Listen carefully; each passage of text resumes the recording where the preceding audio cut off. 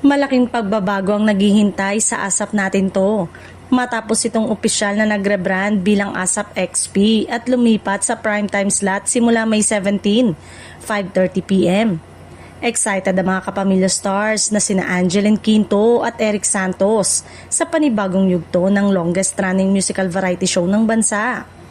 Ayon kay Angeline, positibo ang naging reaksyon ng buong team nang ipaalam ang malaking pagbabago.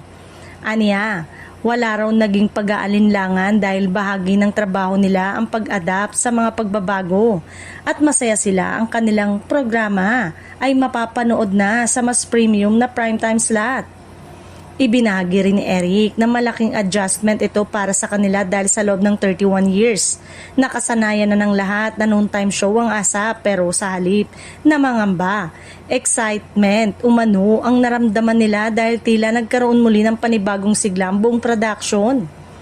Isa rin sa ikinatuwa ng mga performers ang bagong konsepto ng ASAP XP kung saan hindi na lamang ito sa studio gagawin kundi magdadala pa ng performances sa iba't ibang venues. Ang XP ay nangangahulugang experience na layong bigyan ng audience ng mas immersive concert like presentation kada linggo.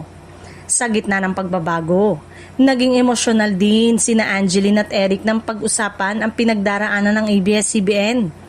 Pareho nilang inaming nalulungkot sila sa mga pagsubok na kinakaharap ng network, ngunit nananatili raw silang buo ang tiwala sa pamunuan at handang suportahan bilang bahagi ng pamilya-kapamilya. Para kina Eric at Angeline, malaki ang utang na loob nila sa ABS-CBN kaya patuloy silang lalaban kasama ang kumpanya. Sa bagong anyo ng ASAP XP, umaasa silang susuportahan nito ng mga manonood at magiging matagumpay ang paglipat nito sa primetime television.